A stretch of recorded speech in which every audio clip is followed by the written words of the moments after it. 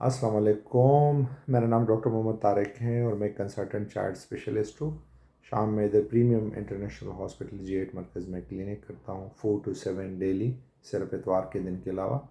मेरे चैनल का मकसद बच्चों की आम बीमारियों के बारे में वालिदैन और लेमैन जो आम लोग होते हैं उनको समझाना है, स्पेशली आल्सो डॉक्टर्स के लिए जो इस फील्ड में एज ए जनरल प्रैक्टिशनर काम करते हैं। अगर आपको मेरा ये चैनल पसंद आए तो इसको लाइक कीजिए, सब्सक्राइब कीजिए। आज हम बात करेंगे एक कॉमन बीमारी बच्चों में कब्ज़ के बारे में, कंस्टिपेशन के बारे में।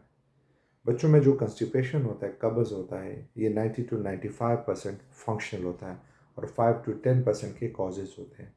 तो ऑर्गेनिक कॉजेज़ क्या है, काजेज़ क्या है बच्चों के? जब भी हमें बच्चों में कब्ज़ का सोचते हैं तो हमें पता होना चाहिए बच्चों में कॉमन काज कब्ज़ का क्या है। एक है हर्शप्रंग डिजीज़, जिसमें बड़ी आंत में मोस्टली खूली नहीं होती और बच्चों की बड़ी आंत की हरकत नहीं होती और वो पखाना ज़्यादातर बड़ी आंत में रह जाता है और उससे पानी ज़्यादा एब्जॉर्ब हो जाता है और सख्त हो जाता है।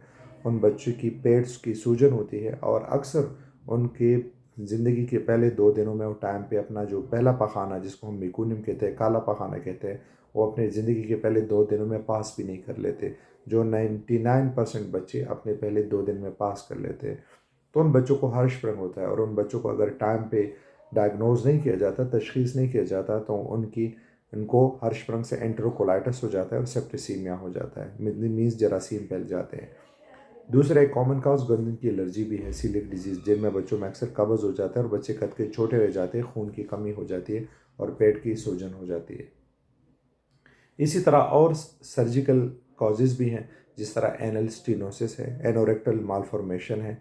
ये पता अक्सर वालिदैन को नहीं होता या पहले दिनों की टाइम पे ही पता चल जाता है कि बच्चे की ये आंत में तंगी वगैरह है। तो ये भी एक मसले हैं और जिस वजह से बच्चों में कंस्टिपेशन हो जाती है। लेकिन बच्चों में सबसे कॉमन वजह जो कंस्टिपेशन का है, वो हमारे पास फंक्शनल कंस्टिपेशन है और एक रोम क्राइटेरिया है जिसको ये डिफ़ाइन करता है कि रोम क्राइटेरिया 4 जो है कि बच्चों में हफ्ते से 2 से कम मरतबा वो पखाना पास करता हो और पखाना इतना सख्त हो 4 साल से कम बच्चे में कि जब वो पास करे तो वॉशरूम उससे उसकी जो टॉयलेट है वो बिल्कुल क्लॉग हो जाए, बंद हो जाए, उसको फ्लश करना मुश्किल होता है, इतना बड़ा लंबा सा पखाना कर लेते हैं।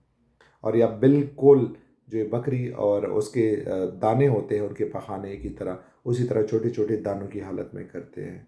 और ऐसा हो कि इनको पास करने के टाइम 25% से ज़्यादा के टाइम उनको बड़ी तकलीफ़ और ज़ोर लगाना पड़ती है, ताकि इनको कभी कभार एनल फिशर्स मीन ज़ख़म हो जाते हैं और उसके साथ खून भी आना शुरू हो जाता है।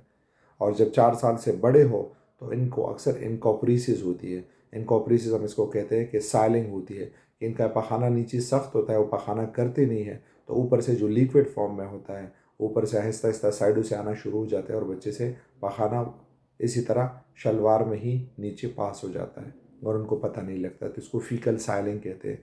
तो रूम क्राइटेरिया 4 के मुताबिक जब बच्चे इसी तरह पखाना करते हो तो इसको कंस्टिपेशन कहा जाता है।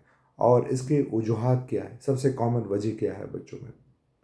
सबसे कॉमन वजह बच्चों में यही है कि बच्चों को अक्सर दूध बहुत ज़्यादा पिलाया जाता है। मिल्क इंटेक बच्चों में बड़ा ज़्यादा होता है। जिन बच्चों में 6 माह के बाद भी उनको कम्प्लीमेंट्री फीडिंग और वीनिंग पे नहीं लेके आ जाता, मतलब सॉलिड गज़ा, ठोस गज़ा शुरू नहीं की जाती और दूध भी दूध, दूध भी दूध और दूध भी दूध ही दिया जाता है, तो उन बच्चों को कब्ज़ मोस्टली होता है। और कोई गाय का दूध दे रहा होता है, कोई फार्मूला फीड दे रहा होता है। तो जिन बच्चों में सॉलिड्स का टाइम पे इस्तेमाल नहीं किया जाता तो उन बच्चों में कब्ज़ ज़्यादा होता है। कब्ज़ पहले 6 माह के बच्चों में बड़ा कम होता है क्योंकि मदर मिल्क बॉल बिल्कुल फ्रेंडली होता है और उनकी ठोस कंप्लीट गज़ा वैसी भी पहले 6 माह तक बच्चे की दूध ही होती है। बहुत कम देखा गया है कि पहले 6 माह में बच्चों को कब्ज़ होता है। पहले 6 माह के बच्चे पखाना 2 दिन बाद भी करे, 3 दिन बाद भी करे, उनको कोई मसला ना हो, पेट सूजन ना हो, कोई मसला ना हो, तो वो हमारे लिए बिल्कुल नॉर्मल हो जाता है। इसके अलावा बच्चों में फ़ाइबर का बड़ा कम इस्तेमाल करना। आजकल के बच्चे फ़ास्ट फूड, जंक फूड्स और मिल्क ही लेते हैं। उनमें फ़ाइबर का इस्तेमाल, फल और सब्जियां और सुरख गंदम का इस्तेमाल बड़ा कम होता है। तो उन बच्चों में भी कब्ज़ को फंक्शनल कंस्टिपेशन मीन्स वो कब्ज़ जिसका खुराक और आदतों से ताल्लुक़ है वो ज़्यादा देखा गया है।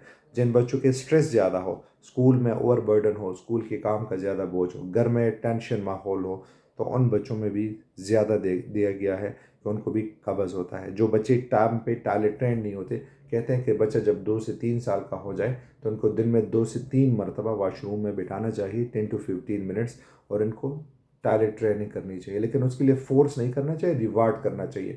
تو بچوں میں ٹوائلٹ ٹریننگ بھی زیادہ ہونی چاہیے۔ 6 منتھس کے بعد بچوں میں پانی کے انٹیک جن بچوں میں کم ہوتی ہے تو اس میں بھی دیکھا گیا ہے کہ ان بچوں میں قبض زیادہ ہو جاتی ہے۔